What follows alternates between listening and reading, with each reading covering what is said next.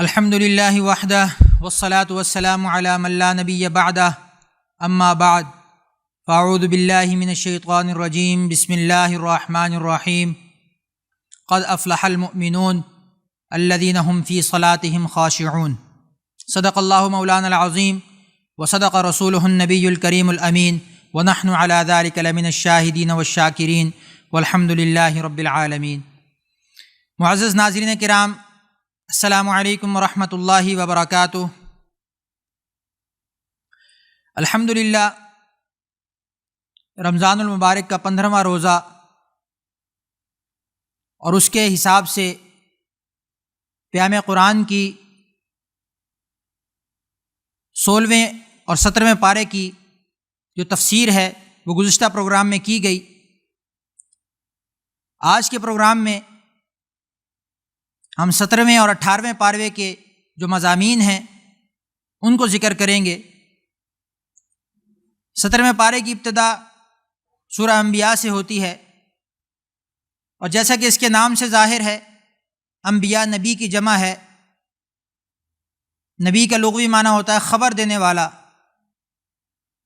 اور انبیاء جو اللہ رب العزت کی طرف سے مبعوث ہوتے ہیں اور نبی کریم صلی اللہ علیہ وسلم تک جن کا سلسلہ ختم ہوا، اور اللہ رب العزت نے اپنے انبیاء کا سلسلے کو جاری فرمایا، اور وہ نبی اپنی اپنی امتوں پر آتے تھے اور لوگوں کو اللہ کی طرف بلاتے تھے۔ تو اللہ رب العزت نے اس صورت کے اندر مختلف انبیاء علیہ الصلوۃ والسلام کا یہی طرز دعوت اور طرز تعلیم ذکر کی، اور لوگوں کو کس طریقے سے وہ اللہ کی طرف بلایا کرتے تھے ان کے واقعات کو ذکر فرمایا۔ اسی اعتبار سے اس سورت کا نام سورۃ الانبیاء رکھا گیا۔ اس سورت کی ابتدا ہوتی ہے اقترب للناس حسابهم وهم فی غفلۃ معرضون۔ ایک تنبیہ کے ساتھ اس کی طرف اشارہ کیا گیا۔ یہ سورت جیسا کہ سورہ نحل اتی امر اللہ فلا تستعجلوا ایک تنبیہ کے ساتھ شروع ہوئی تھی،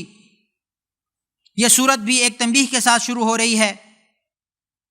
اور اپنی ماقبل کی صورتوں کے برعکس حروف مقطعات کے بغیر شروع ہو رہی ہے کہ اقترب للناس حسابهم، کہ لوگوں کے لیے ان کے حساب کتاب کا وقت قریب آ پہنچا ہے۔ وہم فی غفلۃ معرضون، لیکن وہ غفلت میں ہیں، غفلت میں پڑے ہوئے ہیں، سستی میں پڑے ہوئے ہیں، اور جو ان کا مقصد ہے ان کی زندگی کا، ان کی تخلیق کا، اس کو بھولے بیٹھے ہیں۔ اس اعتبار سے ان لوگوں پر یہ تنبیہ کی گئی۔ اور پھر آگے جا کر اللہ رب العزت نے فرمایا کہ جو مشرکین کا اور دوسری انبیاء علیہ الصلوۃ والسلام کی اقوام کا جو ایک مشہور اعتراض ہے کہ ما ھذا الا بشر مثلکم، کہ یہ نبی جو ہے یہ فرشتہ کیوں نہیں ہوتا، یہ نبی جو ہے یہ انسان کیوں ہوتا ہے، یہ ہماری طرح کا انسان کیوں ہے۔ یہ اعتراض ہر نبی کی قوم نے تقریباً کیا ہے، اور اس کا جواب اللہ پاک نے ہر قوم کو یہ دیا ہے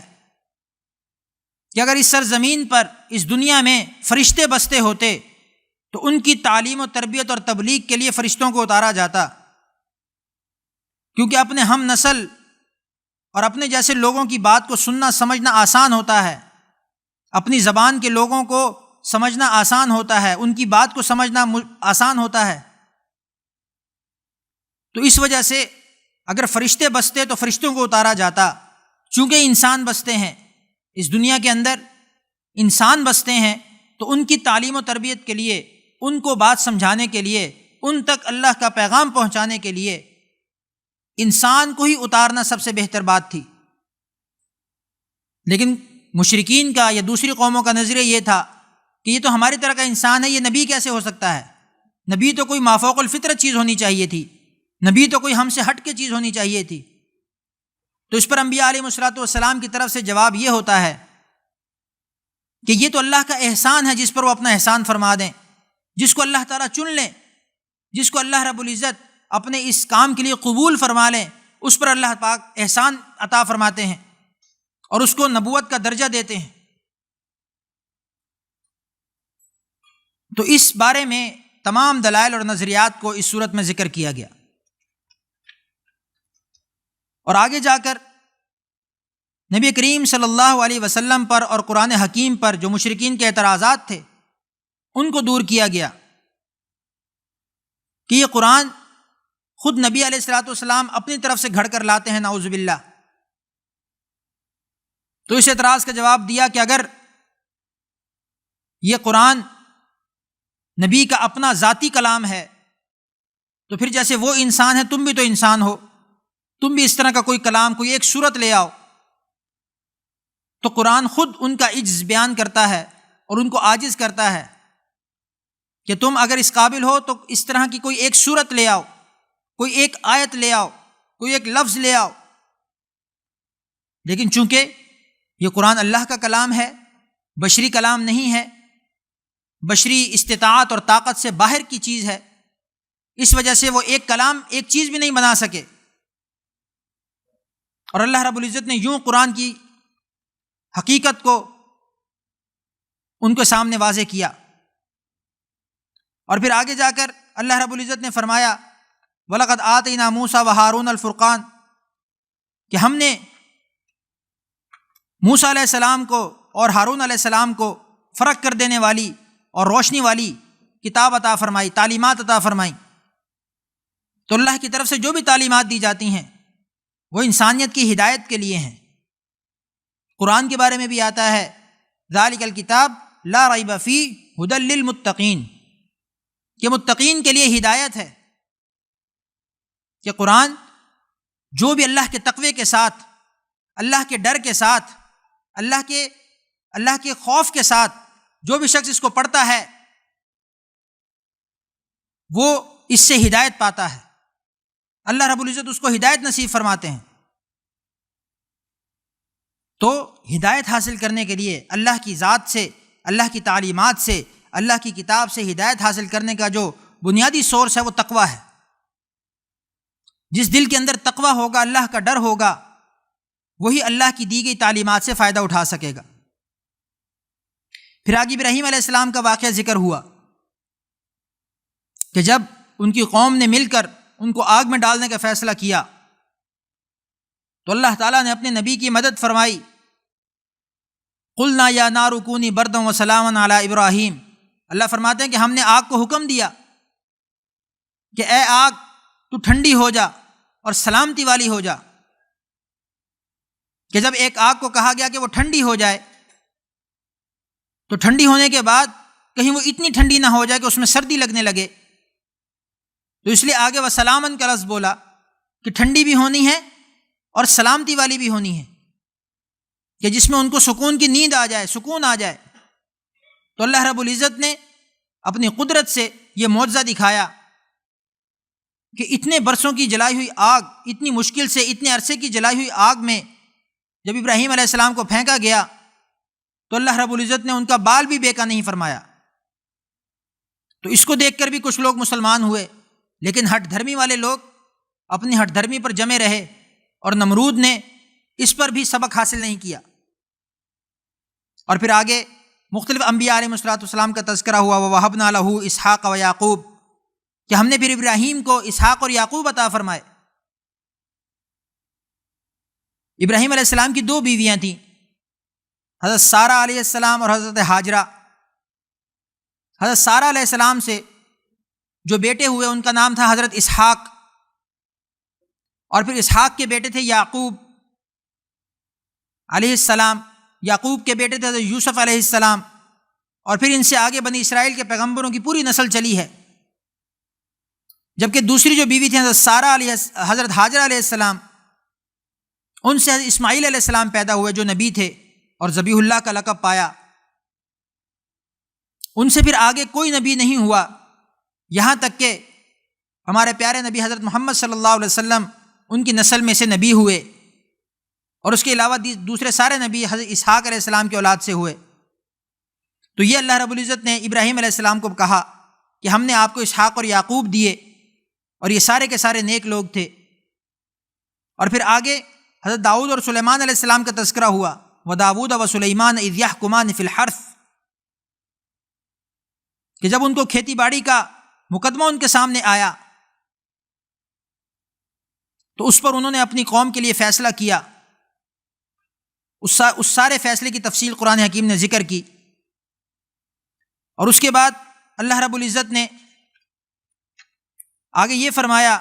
وَلَقَدْ كَتَبْنَا فِي الزَّبُورِ مِن بَعْدِ الذِّكْرِ أَنَّ الْأَرْضَ يَرِثُهَا عِبَادِيَ الصَّالِحُونَ، کہ داؤد علیہ السلام کو جو کتاب عطا فرمائی تھی زبور، اس میں یہ لکھ دیا تھا کہ میرے نیک بندے اس زمین میں اللہ کے وارث ہوں گے، اور انہی میں اللہ رب العزت اپنے بندوں کو عبادت کرنے والا بنائے گا۔ اور اس کے ساتھ پھر محمد صلی اللہ علیہ وسلم کو ایک رتبہ عنایت فرمایا گیا، ایک لقب عنایت فرمایا گیا، اور یہ کہا گیا وَمَا أَرْسَلْنَاكَ إِلَّا رَحْمَةً لِّلْعَالَمِينَ، کہ رحمت والی جو صفت اللہ رب العزت نے اپنے لیے رکھی ہوئی ہے، اللہ رب العزت رحمان ہے، رحیم ہے، تو اس میں سے رحمت اللہ رب العزت نے اپنے نبی کو دی، کہ جیسے اللہ رب العزت کی رحمت تمام جہانوں پر ہے، تو اللہ رب العزت نے وہ رحمت کا وہ حصہ اپنے نبی کو دیا اور کہا کہ ہم نے آپ کو تمام جہانوں کے لیے رحمت بنا کر بھیجا ہے، وَمَا أَرْسَلْنَاكَ إِلَّا رَحْمَةً لِّلْعَالَمِينَ۔ تو یہاں تک اللہ رب العزت نے سورہ انبیاء کے واقعات کو ذکر فرمایا۔ اس کے بعد اگلی سورہ سورہ حج ہے۔ سورہ حج کے جو واقعات ہیں اس کی آیات مشترکہ طور پر مکی اور مدنی ہیں، کچھ آیات مکی ہیں، کچھ آیات مدنی ہیں، اور اس صورت میں چونکہ حج کے واقعات کا ذکر ہے، حج کے کچھ احکامات کا ذکر ہے، اس اعتبار سے اس کا نام حج رکھا گیا۔ اور اس صورت میں ایمان، توحید، انذار اور ابشار، اور مرنے کے بعد ایک دوبارہ زندگی شروع ہونی ہے، اس کی طرف توجہ دلائی گئی ہے، اور پھر وقت ضرورت جو قتال کا حکم، جہاد کا حکم، جہاد فی سبیل اللہ، اس کی طرف اشارہ کیا گیا۔ اس سے ظاہر ہوتا ہے کہ اس میں کچھ مدنی آیات بھی شامل ہیں، کیونکہ جہاد کا حکم مدینہ میں آیا، مکہ میں نہیں آیا۔ مکہ میں مسلمان دفاعی پوزیشن میں تھے، اس وجہ سے وہاں پر جہاد کرنے کا حکم ان کو نہیں دیا گیا، لیکن مدینہ میں چونکہ وہ ایفیکٹو پوزیشن میں تھے، وہ حکومت کی پوزیشن میں تھے، ان کے پاس حکومت تھی، اقتدار تھا، تو وہاں پر اللہ رب العزت نے جہاد کے حکم نازل فرمائے۔ پھر سورہ حج کے اندر یہ کہا گیا کہ قوم کی تعمیر میں حج کا کردار ہے، کہ حج کا فلسفہ کیا ہے۔ حج سب سے پہلے یہ سمجھیں کہ واحد عبادت ہے جو بیک وقت بدنی بھی ہے اور مالی بھی ہے۔ ہم اگر اپنی عبادات کو غور سے دیکھیں تو ہماری ساری عبادات کچھ بدنی ہیں، کچھ مالی ہیں۔ نماز بدنی عبادت ہے، بدن سے ادا کی جاتی ہے۔ روزہ بدنی عبادت ہے، جسم سے ادا کی جاتی ہے۔ زکوٰۃ مالی عبادت ہے، مال سے ادا کی جاتی ہے۔ جہاد اگر جہاد بالنفس ہے، اگر جہاد بالقتال ہے تو وہ جانی عبادت ہے، بدنی عبادت ہے۔ اگر جہاد بالمال ہے تو وہ مالی عبادت ہے۔ اور حج وہ واحد عبادت ہے کہ جو مالی بھی ہے اور جسمانی بھی ہے، کہ اس میں جسم کی مشقت بھی ہے اور مال کی مشقت بھی ہے، مال بھی خرچ کرنا ہے، جسم بھی خرچ کرنا ہے۔ دوسرے نمبر پہ حج کے اندر ہم یہ دیکھتے ہیں کہ کسی قسم کی تفریق انسانیت میں نہیں رہتی، ہر رنگ اور نسل کا بندہ وہاں پر موجود ہوتا ہے، ایک ہی صف میں کھڑے ہو جاتے ہیں محمود و ایاز، کہ کالا ہے، گورا ہے، عربی ہے، اجمی ہے، بادشاہ ہے، وزیر ہے، فقیر ہے، مسکین ہے، عالم ہے، جاہل ہے، کیسا بھی ہے، دنیا دار ہے، دیندار ہے، اللہ رب العزت نے ایک ہی صف میں وہاں پہ کھڑا کیا ہوتا ہے۔ طواف ایک ساتھ کر رہے ہیں، کسی کے لیے یہ نہیں ہے کہ یہ عربی ہے تو یہ ذرا اوپر ہو کے طواف کرے گا، یہ مالدار ہے تو یہ ذرا ایئر کنڈیشن میں طواف کرے گا، ایسا نہیں ہے، سب کے لیے برابر ہے۔ تو تعمیر معاشرے میں، معاشرے کی جب تعمیر کی جاتی ہے، معاشرے کو جب بنایا جاتا ہے تو اس وقت یہی اصول سامنے رکھا جاتا ہے کہ قانون سب کے لیے برابر، ضابطے سب کے لیے برابر، نظام زندگی سب کے لیے برابر۔ تو اس صورت کے اندر حج کے عنوان سے اسی تمام برابری کو ذکر کیا گیا، اور پھر آگے جا کر اس میں یہ بتایا گیا کہ جس طرح انسان جب حج کرنے کا ارادہ کرتا ہے اور تمام کپڑے ہٹا کر صرف احرام پہنتا ہے، چونکہ حج کے اندر یا عمرے کے اندر احرام ضروری چیز ہے، واجبات میں ہے، تو جیسے انسان اپنے سارے کپڑے ہٹا کر صرف اور صرف احرام پہنتا ہے تاکہ وہ اس کا حج ادا ہو سکے، تو اسی طرح اس سے انسان کو یہ سبق سیکھنا چاہیے کہ زندگی گزارنے کے لیے بھی اس کو باقی سارے کپڑے ہٹا کر، دنیا کے سارے اسباب ہٹا کر تقوی کا لباس پہننا چاہیے۔ تقوی کا لباس جو پہنے گا، جو اللہ کے خوف کا لباس پہنے گا، اللہ کی ذات کو اپنے سامنے سمجھتے ہوئے ان چیزوں کو اختیار کرے گا، تو پھر وہی فضائل اور وہی رحمتیں، وہی برکتیں اس کو حاصل ہوں گی جو حج کے لیے انسان جاتا ہے، اس کو اجر و ثواب ملتا ہے۔ تو پوری زندگی اپنے آپ کو تقوی کے لباس میں ڈھال کر اپنی زندگی کو اللہ کے راستے میں خرچ کرتا ہے تو اس پر بھی وہی اجر و ثواب حاصل ہوتا ہے۔ اس کے بعد اس صورت کے اندر قیامت کی ہولناکی کی شدت کو بیان کیا گیا کہ قیامت کتنی ہولناک ہوگی، کتنی شدید ہوگی۔ فرمایا جو ہمیں بڑے بڑے پہاڑ نظر آتے ہیں یہ روئی کے گالوں کی طرح اڑ رہے ہوں گے، زمین پھٹ جائے گی، آسمان پھٹ جائے گا، اور یہ ساری چیزیں جو ہیں یہ ریزہ ریزہ ہو جائیں گی، اور اللہ رب العزت ایک میدان کے اندر حشر کو قائم فرمائیں گے۔ اس وقت سورج سوا نیزے پر ہوگا اور زمین تانبے کی بنی ہوئی ہوگی، تو اس وقت اللہ رب العزت کی طرف سے یہ حالت ہوگی کہ انسان ایک دوسرے کو نہیں پہچانے گا۔ دنیا میں جتنے دوست ہوں گے، جتنے غمخوار ہوں گے، ایون ماں باپ ہوں گے، اس وقت ماں باپ بھی اپنے اولاد کو نہیں پہچانیں گے، اتنی عذاب کی کیفیت ہوگی۔ تو اس کی شدت کو بیان کیا گیا، اور اس بات پر دلائل دیے گئے کہ اللہ رب العزت تمہیں دوبارہ اٹھائے گا، کیونکہ کفار مکہ کا، مشرکین کا یہ اعتراض تھا، بلکہ اس سے پہلی قوموں کا بھی یہ اعتراض ہوتا تھا کہ جب ایک دفعہ ہم مر جائیں گے ہماری ہڈیاں بھی بوسیدہ ہو جائیں گی، گل سڑ جائیں گی، مٹی ہو جائیں گی۔ آج سے 100 سال پہلے، 200 سال پہلے کی قبریں کھود کر دیکھیں، کچھ بھی نہیں ملے گا۔ تو ظاہری آنکھوں سے تو جو نظر آئے گا کفار مکہ اسی پر یقین کرتے اور کہتے کہ دیکھیں جی کھود کر دیکھ لیں، کچھ بھی نہیں ملے گا، تو اللہ رب العزت کیسے پیدا فرمائیں گے؟ تو اس پر اللہ رب العزت یہ دلیل دیتے ہیں کہ جب میری ذات تمہیں بالکل عدم سے پیدا کرنے پر قادر ہے، جب تم کچھ بھی نہیں تھے، تمہارا ذرہ بھی نہیں تھا، تمہاری کوئی بنیاد موجود نہیں تھی، وہاں سے میں نے تمہیں پیدا کر دیا، تو اب پیدا کرنے کے بعد جب میں تمہیں ماروں گا تو پھر اس کے بعد دوبارہ زندہ کرنا تو بنسبت آسان ہے، کیونکہ کچھ نہ کچھ تو تمہاری کوئی چیز موجود ہوگی جس کی بنیاد پر زندہ کروں گا۔ تو جو چیز عدم سے وجود میں لانے پر قادر ہے تو وہ وجود کے بعد وجود میں لانے پر تو بدری کے اولا قادر ہوگی۔ تو اس کے دلائل اس صورت کے اندر بیان کیے گئے، اور پھر کفار اور ان کی سزا، مومنین اور ان کی جزا کو بیان کیا گیا کہ کفار کے لیے جہنم کا عذاب ہے، جہنم کے مختلف درجات ہیں کہ کفر کی شدت کے اعتبار سے ہر ایک کو اس کے درجے میں رکھا جائے گا، اور اسی طرح جنت کے بھی درجات ہیں کہ مومنین کو ان کے اعمال کی بدولت، ان کے اعمال صالحہ کی بدولت، دنیا میں کیے گئے ان کی کارگزاری کی بدولت ان کو جنتوں میں درجات عطا کیے جائیں گے۔ اور پھر اسی طرح آگے جا کر اللہ رب العزت نے مسجد حرام کے بارے میں احکامات ذکر کیے، اور مشرکین جو مسجد حرام سے روکا کرتے تھے کہ مسجد حرام میں عبادت نہ کیا کرو، اس پر مشرکین پر جو ہے وہ مذمت، اس کا ذکر ہے۔ اور پھر شعائر اللہ اور حرمت والی چیزوں کی تعظیم کا ذکر ہے کہ اللہ کے جو شعائر ہیں، شعائر اسلام،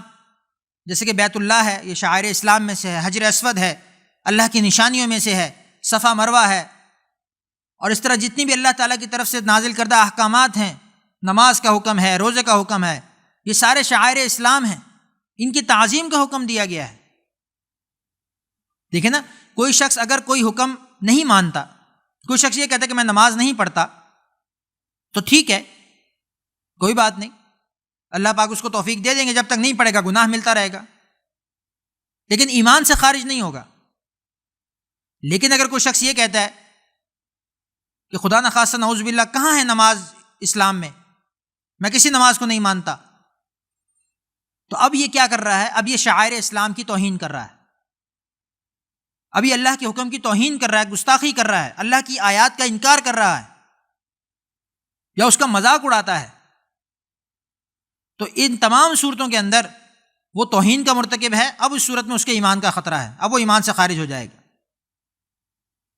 تو یہ شعائر اللہ کی تعظیم اس صورت کے اندر سکھائی گئی۔ اور پھر سابقہ امتوں کی ہلاکت اور ان کے رسولوں کو جھٹلانے کا تذکرہ ہے کہ پہلی امتوں کو کس بنا پر ہلاک کیا گیا۔ پہلی امتیں آج کی امت کے اعتبار سے، ہمارے آپ کے اعتبار سے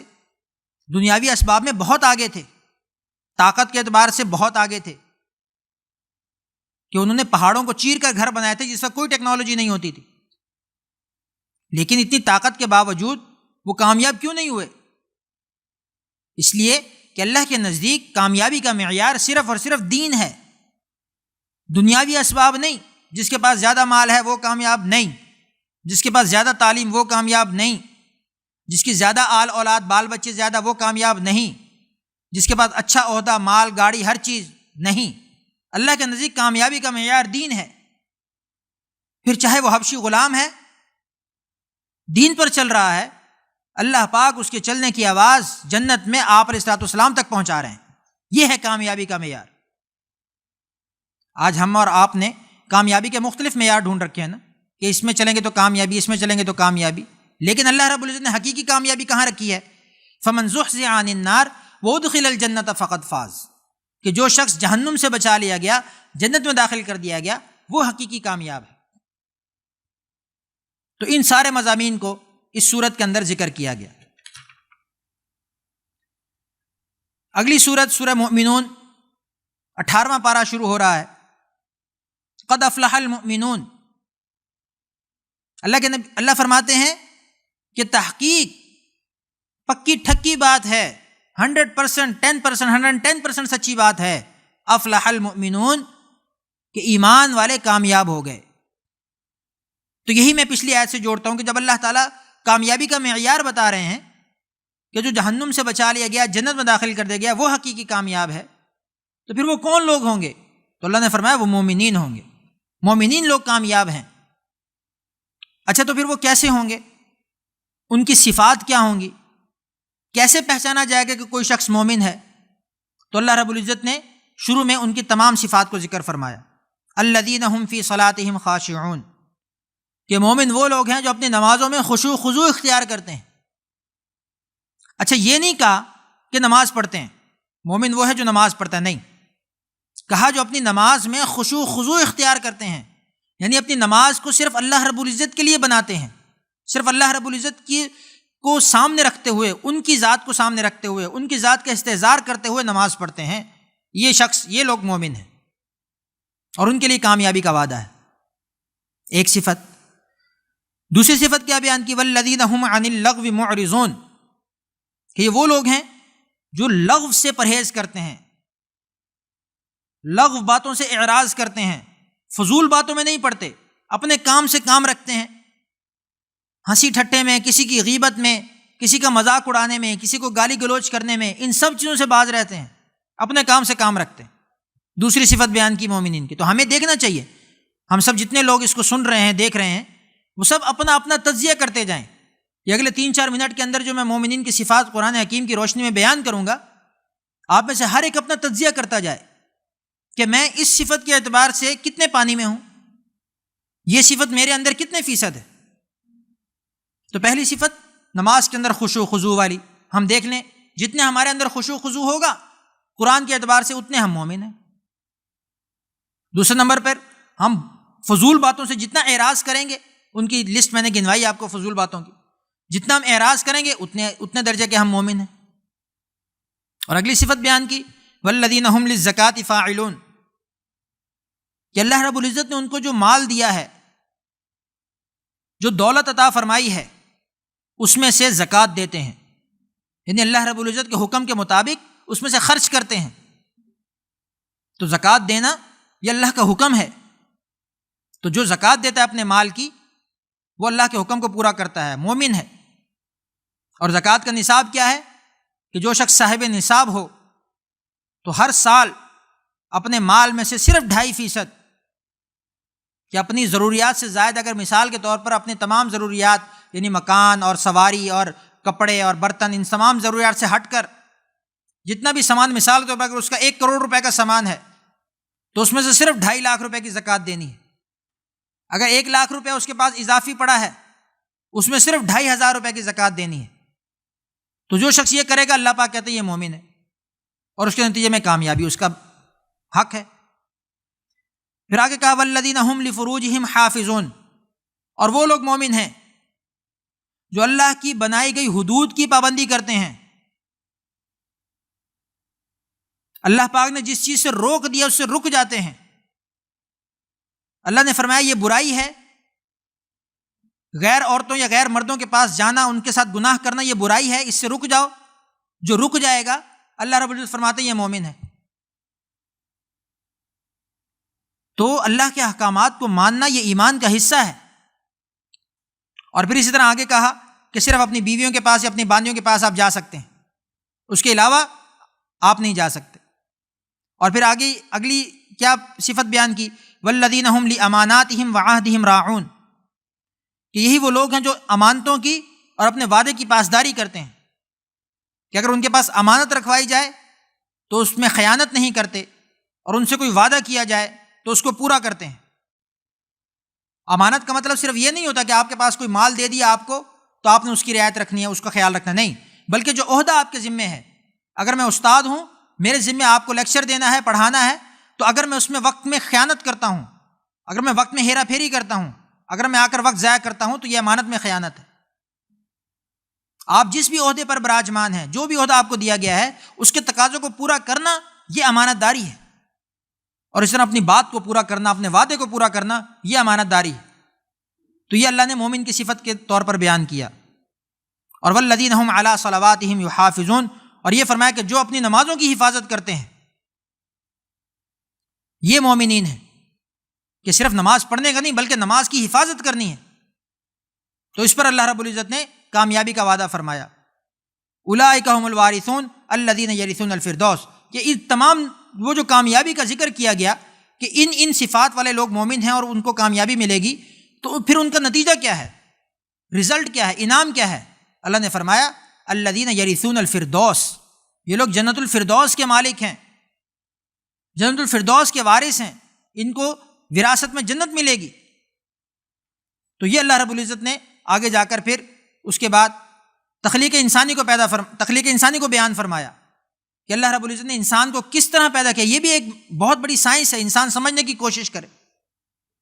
صرف انسان کہتے ہیں کہ انسان اپنے آپ میں غور کر رہے تو وہ اللہ کی ذات کو پہچان سکتا ہے۔ تو یہ جو ماہ مبارک ہمیں دیا گیا ہے، اس کا تقاضا یہی ہے کہ ہم اس کے اندر اپنی ذات کا محاسبہ کریں اور غور و فکر کریں کہ ہم کیسے اس کے اندر اپنے رب کی طرف متوجہ ہو سکتے ہیں۔ ان سارے پروگرامز کا مقصد یہی ہوتا ہے کہ ہم اپنی ذات کو رب کے ساتھ جوڑنے والے بن جائیں۔ تو اللہ رب العزت کے ہاں دعا ہے کہ اللہ رب العزت ہمیں رمضان کے تمام تقاضوں پر احسن طریقے سے پورا اترنے کی توفیق عطا فرمائے۔ وآخر دعوانا ان الحمد للہ رب العالمین۔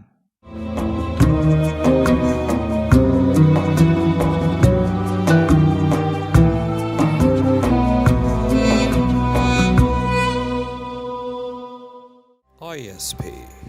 Munch